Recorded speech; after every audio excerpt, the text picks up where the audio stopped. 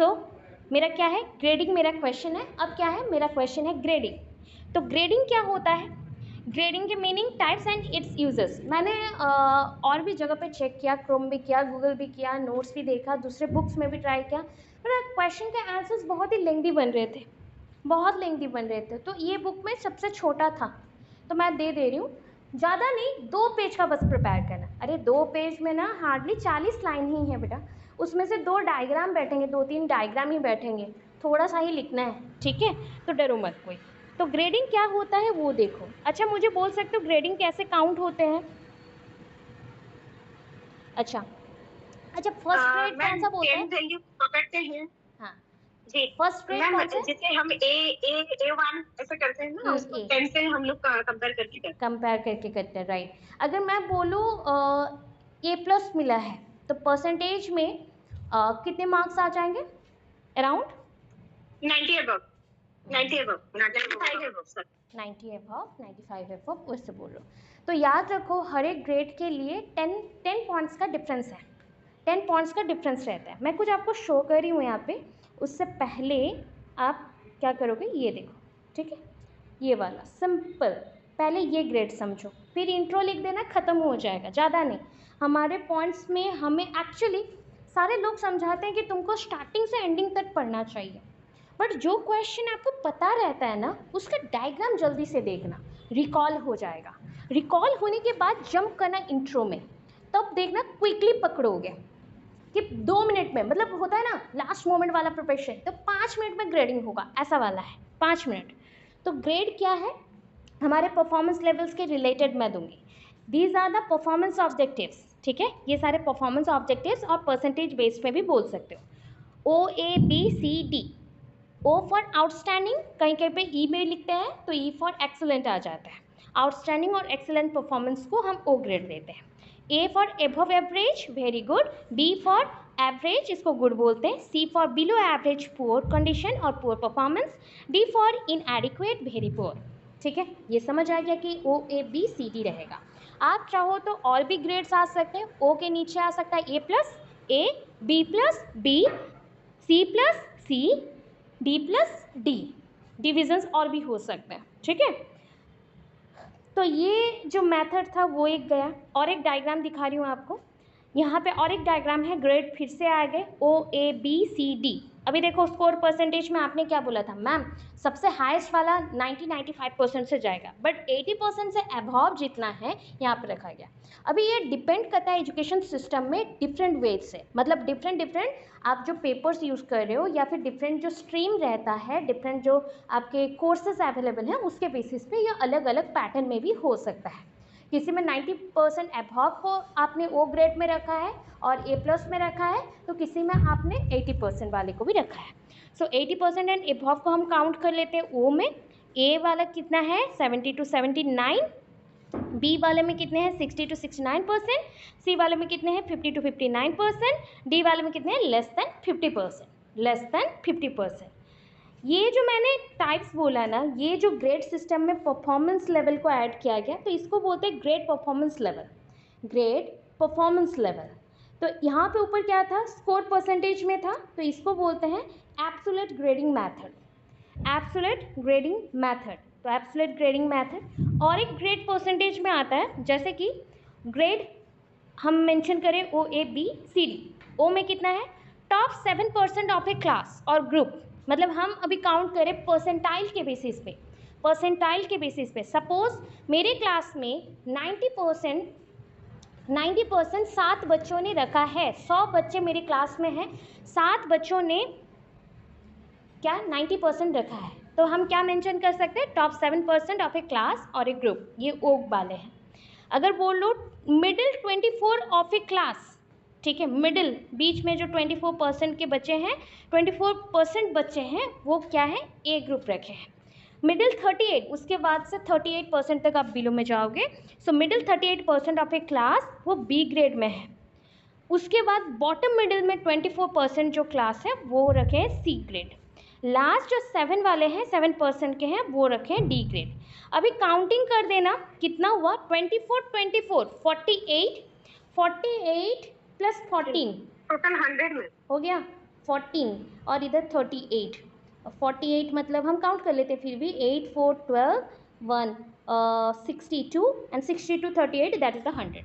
मतलब 100% को 100 इन्होंने डिवाइड किया। अगर मैंने सोचा मेरे क्लास में 50 स्टूडेंट्स हैं, ये 60 है या 100 है, उसके बेसिस पे बॉटम में 7% लो ग्रेड में रहेंगे, उसके ऊपर 24 बॉटम में रहेंगे, 38 मिडिल में, उसके ऊपर 24 वाले रहेंगे ए ग्रेड में, 7% ओ ग्रेड में। ऐसा हो सकता है।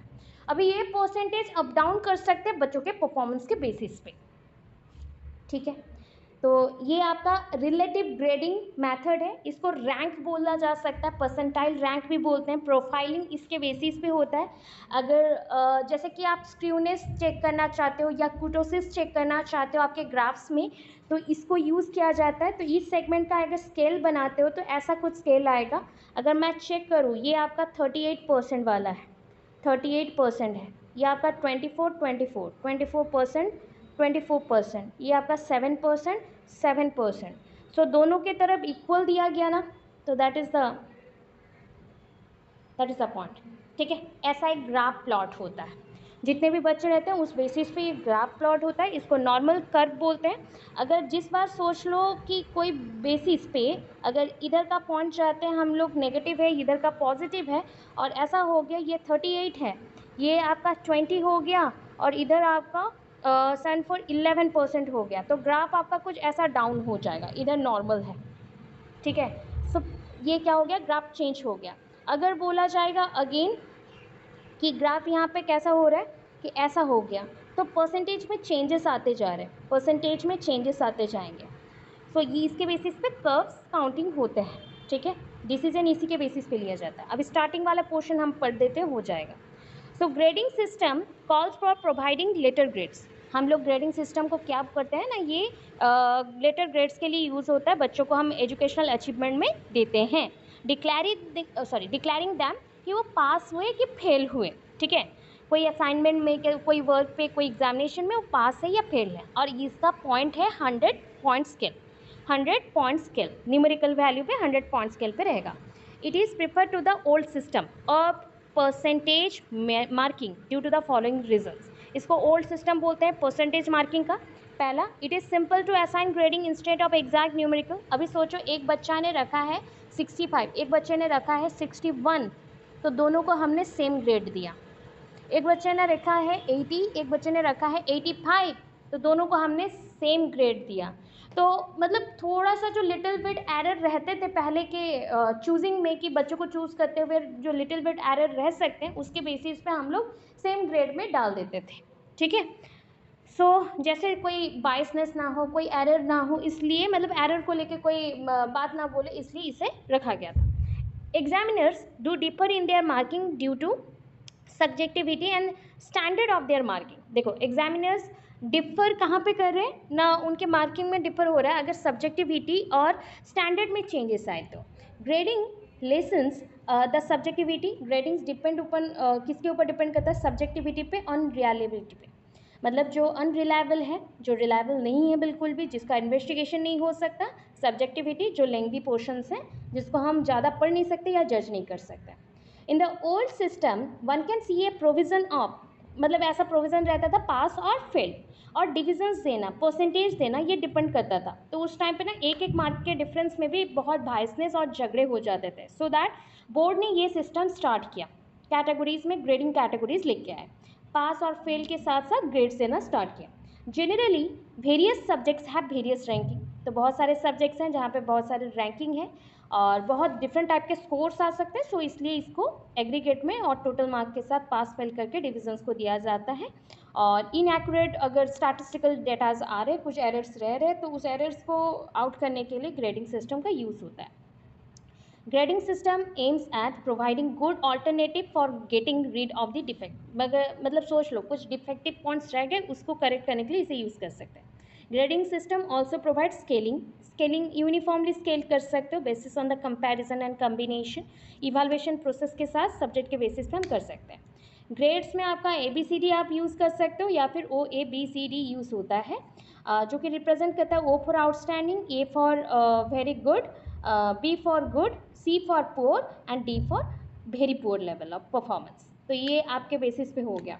इसके अकॉर्डिंग ग्रेडिंग 2 टाइप्स के होते हैं, एक होता है एब्सोल्यूट ग्रेडिंग, एक होता है रिलेटिव ग्रेडिंग, जो मैंने आपको पहले ही बता दिया था डायग्रामेटिक।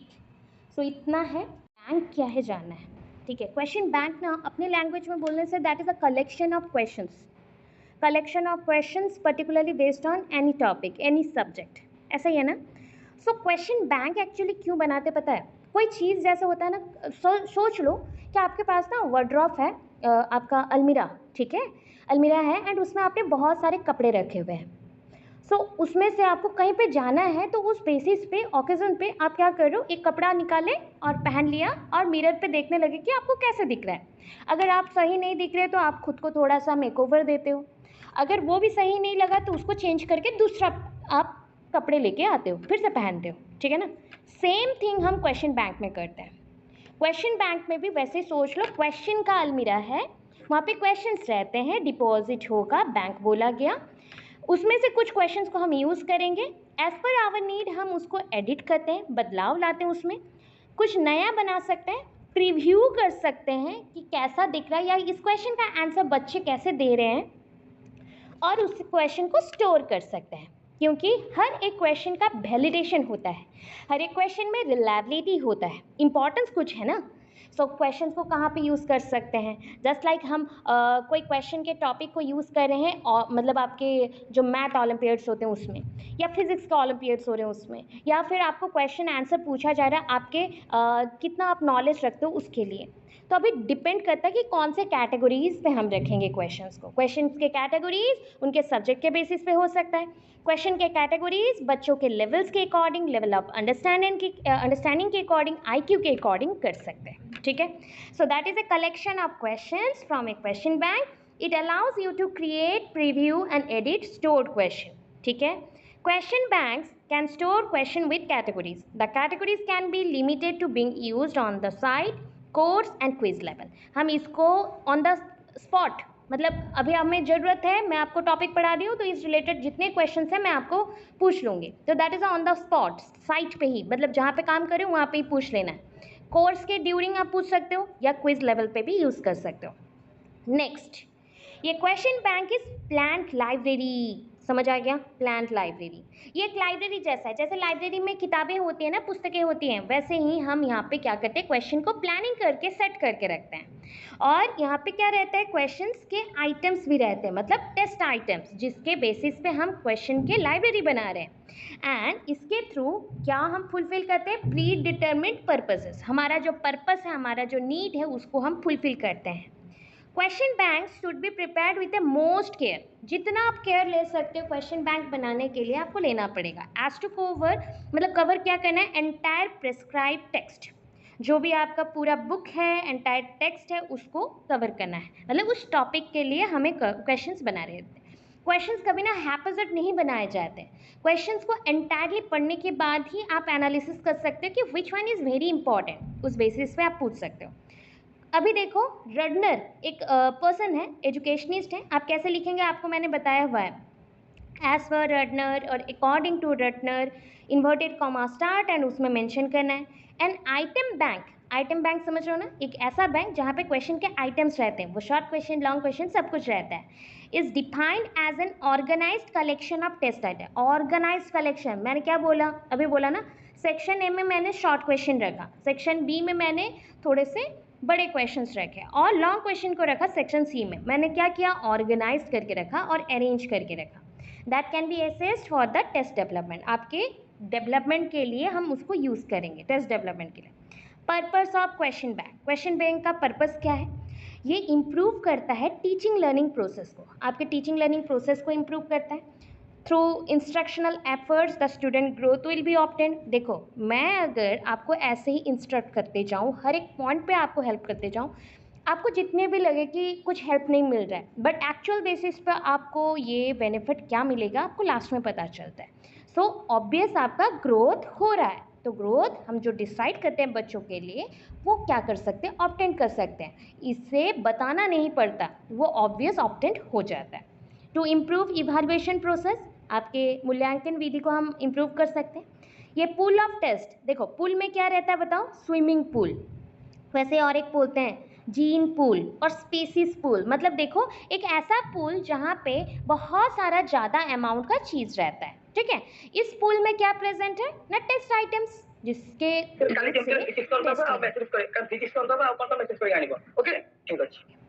सो यहाँ पे आपका पूल ऑफ टेस्ट आइटम्स रहेगा, can be used for formative and summative evaluation. अभी बोला था फॉर्मेटिव एंड समेटिव इवैल्यूएशन के अंडर पे ये टॉपिक भी आता है। सपोज कहीं पे पूछ लिया गया इसलिए एक्स्ट्रा क्वेश्चन दे रही हूँ। सपोज माइंड में रहना चाहिए कि क्वेश्चन बैंक क्या होता है ना, क्वेश्चन के आइटम्स रहते हैं। क्वेश्चन के आइटम्स को हम वेरीफाइड करके रखते हैं, वैलिडेशन के साथ रखते हैं, and summative and formative evaluation में उसका यूज़ होता है स्टूडेंट के परफॉर्मेंस को जज करने के लिए। It is a pool of readymade quality questions. समझ आ रहा है ना, रेडीमेड है, आप पहले से बना के रखे हो, रेडीमेड है, always available to teacher, teacher के पास अवेलेबल रहेगा, एग्जामिनर के पास अवेलेबल रहेगा, सो दैट दे में सिलेक्ट द एप्रोप्रिएट क्वेश्चन। तो आपके बेसिस पे, आपके नीड के अकॉर्डिंग आप क्वेश्चंस को सिलेक्ट करेंगे और उसके बेसिस पे उसको यूज़ करेंगे, ठीक है। अब देखो प्रिंसिपल्स। अच्छा, क्या लगता है कि हम जब क्वेश्चन बैंक बनाते हैं सो फ्रीक्वेंटली बन जाता है क्या, या बहुत ज़्यादा टाइम हमें देना पड़ेगा सोच समझ के? क्या लगता है बताओ? सोच समझ के करते हैं मैम, सोच सोच समझ समझ के के करते हैं। तो इसलिए मैं आप लोगों को बोलती हूँ, क्या आप लोग बोलते हो ना मैम क्वेश्चन दीजिए। सो जब भी क्वेश्चन देना पड़ता है ना तो सोचना पड़ता है बहुत ज़्यादा कि सही में ये क्वेश्चन पड़ेगा या नहीं पड़ेगा, या फिर इसका गूगलिंग पढ़ सकता है क्या होता है। तो हमें ना बहुत ज़्यादा टाइम उस पर स्पेंड करना पड़ता है। तो spend adequate amount of time for the developing of question. तो क्वेश्चन को डेवलप करने के लिए भी एडिक्वेट अमाउंट ऑफ टाइम चाहिए। Next, match the question to the content. अभी ना क्वेश्चन तो बन गया, क्वेश्चन मैंने बना दिया, बट वो अगर उसके कंटेंट के साथ मैच ना करे, वैलिड ना हो, रिलायबल ना हो, बैलेंस ना हो, तो वो क्वेश्चन गलत हो जाएगा, वो क्वेश्चन का आंसर भी आप नहीं दे पाओगे। So use a variety of testing method, इसको किया जाता है। फिर हम क्या करते हैं, write question that test skills and other than recall while framing question. जब भी हम क्वेश्चन पेपर बनाते हैं ना तो क्वेश्चन पेपर बहुत टाइप्स के क्वेश्चन के साथ बनता है। अनएम्बिगुअस क्वेश्चन, सिंपल लैंग्वेज में क्वेश्चन बनना चाहिए, ब्रीफ जितना हो वो भी पॉसिबल है। मतलब सारे क्वेश्चन के नीचे ही आपको उस क्वेश्चन के आंसर का ब्रीफ देना पड़ता है, ताकि बच्चों को जब आप पढ़ाओ तो एक क्वेश्चन का प्रॉपर आंसर बच्चों को दे सको, जैसे बच्चे समझ सकते हैं।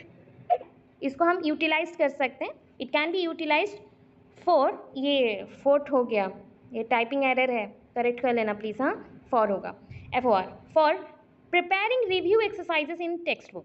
तो टेक्स्ट बुक में भी देखना रिव्यू एक्सरसाइजेस रहता है या एक्सरसाइजेस रहता है, जो कि उसको बच्चे को एक टॉपिक पढ़ने के बाद अगेन प्रिपेयर करना पड़ता है, एक्सरसाइज को अपीयर करना पड़ता है।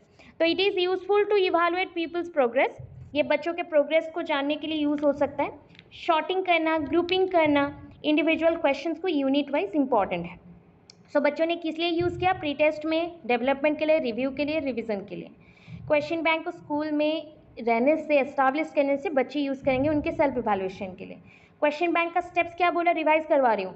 प्लानिंग करना है क्वेश्चन बैंक के लिए, डेवलप करना है collection of test item, blueprint बनाना है, उसके अकॉर्डिंग क्वेश्चन वैलिड है कि नहीं देखना है, रिव्यू करना है क्वेश्चन पेपर को, रिकॉर्डिंग करना है, स्टोरिंग एंड मेंटेन करना है कॉन्फिडेंशियली। नीड किस लिए था, बिकॉज टीचर के पास before the test inadequate time होता है, सो दैट क्वेश्चन बैंक पहले से प्रिपेयर करना पड़ता है।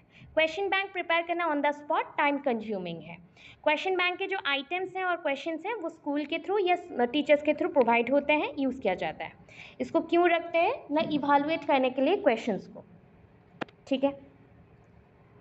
प्रिंसिपल्स में क्या पढ़ा, ऊपर के पूरे पढ़ चुके हैं, यहाँ से मैं बस रिवाइज करवाना था, अगेन करवा दें। स्पेंड एडिक्वेट टाइम और adequate amount of time for developing the question. Question bank बनाने के लिए एडिक्वेट अमाउंट ऑफ टाइम देना पड़ता है। अभी जो भी क्वेश्चंस मैंने चूज़ किया उसके अकॉर्डिंग कंटेंट को हमें देखना पड़ता है, मैच करवाना पड़ता है, उसका वैलिड, उसका रिलायबल, बैलेंस्ड पॉइंट पे।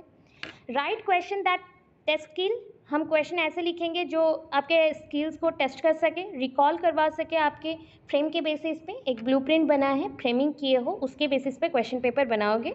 सिंपल लैंग्वेज में, अनएम्बिगुअस होना चाहिए, ब्रीफ होना चाहिए। Each of the question should be evaluate, देखो each of the question specific content area को इवैल्यूएट करने के लिए ही यूज़ होता है या लर्न करने के लिए यूज़ होता है। और डिफ़िकल्टी लेवल बच्चों के IQ के बेस्ड में ही यूज़ होगा या ग्रुप ऑफ लर्नर्स के बेसिस पे यूज्ड होगा, ठीक है। देखो introduction, task analysis, another question, आज का अनदर क्वेश्चन टास्क एनालिसिस है, ठीक है।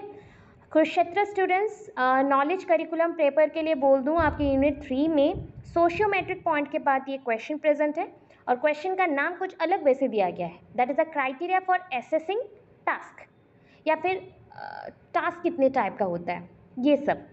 मतलब ये टास्क एनालिसिस एक्चुअली आपके जो टास्क हैं, जैसे कि प्रोजेक्ट मेथड यूज़ किया, सेमिनार दे रहे हो, सिंपोजियम दे रहे हो, वर्कशॉप में अटेंड कर रहे हो, या फिर आपका परफॉर्मेंस दे रहे हो, तो ये सब एक टास्क है। तो उस टास्क को कैसे हम एनालाइज करें, ठीक है। द जनरल टर्म, ये जो आपका जनरल टर्म है टास्क एनालिसिस, इसको हम अप्लाइड कर सकते हैं बहुत वेराइटीज़ में, बहुत वेराइटीज़ ऑफ टेक्निक्स में इसको यूज़ किया जा सकता है for identifying and understanding the structure, flow and the attributes of the task. मतलब एक टास्क कैसे फ्लो चल रहा है। देखो हमने आज कैसे स्टार्ट किया अपना टास्क को, कैसे स्टार्ट किया, स्टार्टिंग फ्रॉम दी आपके डाउट से स्टार्ट हुए, प्रीवियसली क्या पढ़ा था उसको थोड़ा सा सुन लिया, उस रिलेटेड आपके जो डाउट थे तो क्वेश्चन पेपर दिखा दिया, दैन आपको न्यूज़ थोड़ा सा शेयर किया, उसके बाद डिस्कस किए कि क्या होता है, कैसा होता है, फिर हम अपने टास्क पे आए जो आज का टास्क है। तो दैट मीन्स अभी से लेके अगर मैं चेक करना चाहूँ कि नेक्स्ट 1 आवर के अंदर क्या क्या होने वाला है, तो वो हो गया हमारा टास्क का प्रोग्रेस, कैसे वो प्रोग्रेस कर रहा है, फ्लो। एक चीज़ जैसे आप गाना गाते हो ना, म्यूज़िक सुनते हो, तो एक म्यूज़िक का भी थ्रो होता है, फ्लो होता है। सो वो फ्लो ना धीरे धीरे हो या फिर फास्टर हो, उसके अकॉर्डिंग वो मूव करता है। उसी चीज़ को हमें टास्क पे चेक करना है कि एक टास्क कैसे कंप्लीट होता है, या कैसे स्टार्ट होता है, कैसे उसका फ्लो रहता है। तो टास्क एनालिसिस को अंडरस्टैंड करने के लिए हम नेक्स्ट पॉइंट पे जाएंगे, उसके कैरेक्टर्स के साथ तो फ्लो करना पड़ेगा। नेक्स्ट पॉइंट ये है कि task analysis identifies the action and cognitive processes. ये याद रखना है, ये क्या आइडेंटिफाई करता है कि आपके एक्शंस मतलब एक्टिविटीज़ क्या है एंड आपका कॉग्निटिव प्रोग्रेस क्या है, मतलब कॉग्निटिव प्रोसेसेस या फिर आपका कॉग्निटिव मतलब दिमाग कैसा काम कर रहा है।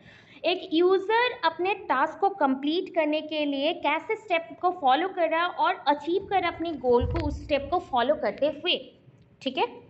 एक डिटेल्ड टास्क एनालिसिस नीड करता है current system, understanding current system. इसलिए मैं आपको हमेशा पूछती हूँ, हर एक छोटा पैराग्राफ पढ़ाने के बाद पूछती हूँ, अरे डिड यू अंडरस्टैंड, आपने क्या समझ लिया। अगर नहीं समझे हो मतलब वो फेल्यूर हो जाएगा, वो टास्क का कुछ वैल्यू नहीं रहेगा।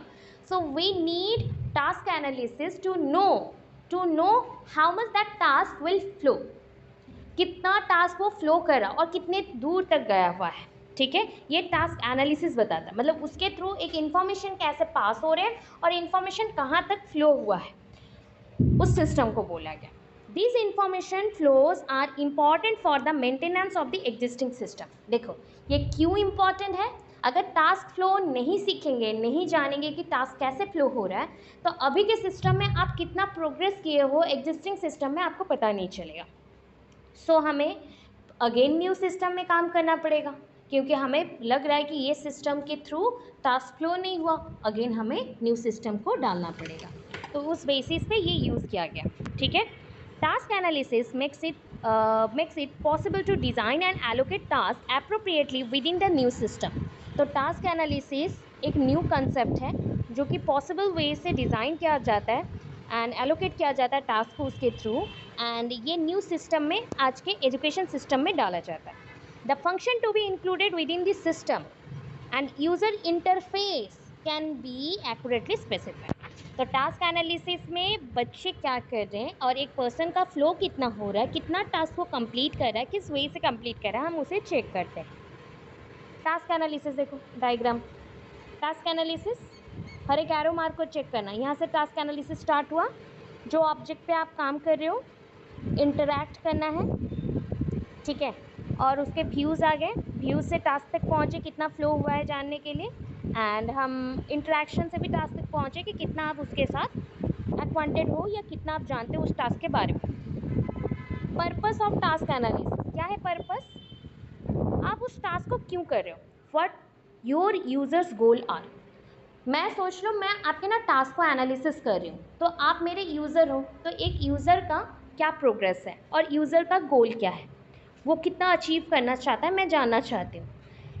वो अचीव करके एक्चुअली करेगा क्या, what users actually to do to achieve the goal, क्या कर रहा है उस गोल को अचीव करने के लिए। What experiences users bring to the task, कौन सा एक्सपीरियंसेस है जो यूजर्स अपने टास्क के थ्रू लाना चाहता है। How users are influenced by their physical environment, देखो जब भी काम करते हो ना, आप काम स्लो करोगे फास्ट करोगे, किसके ऊपर डिपेंड करता है बोल सकते हो, कौन से फैक्टर्स के ऊपर डिपेंड करता होगा, सोचो कौन से फैक्टर्स के ऊपर डिपेंड करता होगा। आपका टास्क, कोई काम कर रहे हो, ma'am can you please repeat? कोई काम आप कर रहे हो, कोई टास्क आप कर रहे हो, आपका टास्क जल्दी से ख़त्म होगा या फिर स्लोली कंप्लीट होगा, ये कौन से फैक्टर्स के ऊपर डिपेंड करता है। कॉग्निटिव मैम, कॉग्निटिव और आपके डिटर्मिनेशन। डिटर्मिनेशन, अच्छा मैं बोल रही हूँ कि एनवायरनमेंट के बेसिस पे बताओ, I am asking about environmental good environment. Good environment, good environment. Good environment. अच्छा सपोज मैं आपके सोसाइटी में हूँ एंड मैं आपकी नाइबर हूँ, ठीक है, नाइबर में हूँ एंड मैं आपको डिमोटिवेट कर रही हूँ, क्या आप टास्क कंप्लीट कर पाओगे जल्दी? No ma'am. No. So that is the negative influence of other person also important here. Negative influence, positive influence, सब सारी चीज़ यहाँ पे इन्वॉल्व होते हैं। सिर्फ समझ लो कि एक काम आप जल्दी जल्दी कर रहे थे, वो स्लो हो सकता है आपके सोसाइटी के बेसिस पे, आपके घर के लोगों के लिए, या फिर आपका माइंड अगर ख़राब होता है या डिस्टर्ब होता है उसके लिए, ठीक है। आप जैसे बीच में पूछते हो ना आप सब कि मैम स्टडी नहीं हो पा रहा, मेरा भी नहीं होता कभी कभी, कैसे होगा, क्योंकि हम बहुत ज़्यादा एंजाइटी और डिप्रेशन में रहते हैं, या फिर सपोज हम इन्फ्लुएंस्ड हो जाते हैं दूसरे लोगों से, थक जाते हैं। अगर माइंड थक गया आपका काम पूरा बंद, अगर बॉडी थक गया फिर भी आपका माइंड काम करेगा, बट आपका माइंड थक गया तो आप कुछ नहीं कर सकते, ठीक है, ये चीज़ समझना पड़ेगा। How users previous knowledge and experience influence, देखो अभी तो मैंने बोल दिया फिजिकल एनवायरनमेंट कैसे इन्फ्लुएंस करता है, अभी बोला जा रहा है कि प्रीवियस नॉलेज भी एंड आपका जो एक्सपीरियंस है वो भी इन्फ्लुएंस करता है। Suppose you have previous knowledge about that subject, आपको पूर्व ज्ञान है विस्तारित रूप से उस सब्जेक्ट के बारे में, तो वो सब्जेक्ट आपको ईजी लगेगा या हार्ड? आपको एक विषय पे पूरा ज्ञान है पहले से ही, आप अभी नए क्लास को गए हो बट वो सब्जेक्ट फिर से आपके पास आ गया, या कोई काम आपके पास फिर से आ गया, उसके बारे में आपको पूरा नॉलेज इजी लगेगा मैम, तो काम आपको इजी लगता है। इजी लगेगा। सो एक्सपीरियंस मैटर करता है, how they think about their work, आप क्या सोचते हो अपने काम के बारे में, the work flow they follow to perform their task, work flow भी इंपॉर्टेंट है, काम कैसे कौन से गति में चल रहा है। अभी देखो types of work, types of task, cognitive task analysis, cognitive task analysis मतलब कौन से टास्क पता है, जैसे आप कोई प्रॉब्लम सॉल्व कर रहे हो, जैसे आप कोई कॉग्निटिव एक्टिविटी दिमाग से कोई यूज़ करके काम कर रहे हो, डिसीजन मेकिंग करना, याद रखना, मेमोराइज करना, अटेंशन देना, जजमेंट देना, ये सारे कॉग्निटिव टास्क एनालिसिस है। और एक है hierarchical task analysis, that is a hierarchical task analysis. क्या होता है, जब एक आप हाई लेवल वाला टास्क कर रहे हो उसके नीचे उसके सब पार्ट्स हो सकते हैं या नहीं, बताओ, हो सकते हैं, सब टास्क होगा, छोटे छोटे टास्क होंगे, तो हायर लेवल तक पहुंचने के लिए भी आपको छोटे छोटे टास्क करते हुए जाना पड़ेगा, just like AIIMS and objectives वैसे ही। अगर मैं बोलूँ कि एजुकेशन में कौन से यूज़ होते हैं ना, एजुकेशन में टीचिंग लर्निंग प्रोसेस में यूज़ होता है कंटेंट एनालिसिस, मतलब आपको कंटेंट को पूरा पढ़ना है, रेडी करना है, तैयार करना है कि आपको अपने अकॉर्डिंग उसे यूज़ करना है। जॉब एनालिसिस मतलब किस टाइप का टाइप्स ऑफ वर्क, किस टाइप का वर्क है। एक टीचर का वर्क बहुत सारा है, वो फैसिलिटेटर है, वो आपका टीचर भी है, वो आपका गाइडर भी है, उसका मतलब वो आपका फ्रेंड भी है, तो आपका आपके लिए बहुत सारा चीज़ें भी वो क्रिएट करता है, तो बहुत सारे क्रिएटर भी है। स्किल एनालिसिस, कौन से स्किल्स आप जानते हो, इनमें से सारे स्किल आपको आते हैं अभी, यस और no? Yes ma'am. Micro teaching सीख लिया हमने, टीचिंग एड्स हमें पता है, प्रेजेंटेशन स्टाइल्स भी हमें पता है, मेथड्स भी हमें पता है, मतलब as a teacher we are ready to perform our task, हम अब रेडी हैं अपने टास्क को प्रिपेयर करने के लिए। कोई भी काम जानने से पहले, काम करने से पहले उसके स्किल्स को जानना बहुत ही इंपॉर्टेंट होते हैं। जैसे आपको खाना बनाना नहीं आता तो हम खाना बना सकते हैं क्या, जाएंगे पहले खाना बनाना का स्किल सीखेंगे, उसके बाद वो स्किल को परफॉर्म करेंगे, तो यही सिस्टम है, इसी सिस्टम में आपको जाना है, ठीक है, ये टास्क एनालिसिस है। नेक्स्ट देखो, task analysis in teaching learning process, अगर सिंपल टर्म्स में बोलो, एज ए टीचर आप लोग क्या करोगे, एक कंसेप्ट दे दिया आपको, कंसेप्ट मतलब वो आपका टास्क है, आपको पढ़ाना है बच्चों को, आप क्लासरूम में जाके हैप्पीजेड उस कंसेप्ट को पढ़ाओगे या फिर डिटेलली थोड़ा थोड़ा ब्रेक करते हुए पढ़ाओगे स्मॉलर पार्ट्स में? मैम उसको स्मॉलर पार्ट में डिवाइड करते हुए पढ़ाएंगे। बस ये होता है आपका टास्क का पहला रूल, कि कोई टास्क को आप जल्दी से नहीं करना है, ठीक है, आपको हड़बड़ी में नहीं करना है, टास्क को तोड़ो, छोटे छोटे पार्ट में उसको बच्चों को बताओ, ठीक है।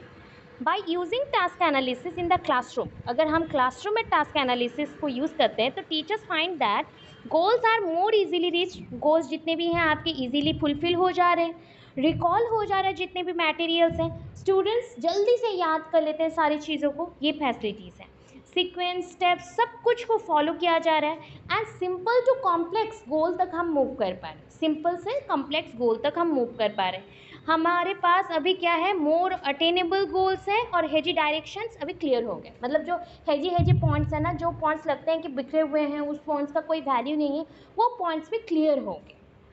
इन इंग्लिश क्लास, सपोज एक एग्जाम्पल दे रही हूँ, आप अपने अपने सब्जेक्ट्स पे दे सकते हैं, इन इंग्लिश का class for example a task analysis on how to write a simple research paper can prove very useful, मतलब आप जो सिंपली जो क्वेश्चन आंसर्स लिखते हो ना, ये आपका रिसर्च है, ठीक है, मैं जो आपको आंसर्स देती हूँ ये मेरा रिसर्च है, रिसर्च करके मैंने आंसर्स बनाए और आंसर्स आपको प्रोवाइड किया।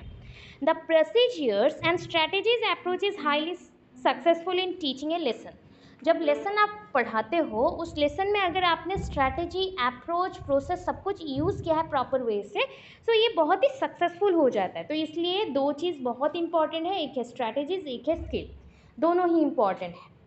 ईच सेक्शन, जब भी आप पढ़ाते हो ईच सेक्शन से, तो आप पहले उस टास्क को डिवाइड कर दोगे, सब डिवाइडेड करके छोटे छोटे पार्ट्स में उसको एक्सप्लेन करोगे, जैसे कि वो इजीली बच्चा समझ सके और अपना गोल अचीव कर सके। अभी देखो टास्क एनालिसिस में स्टेप्स क्या है।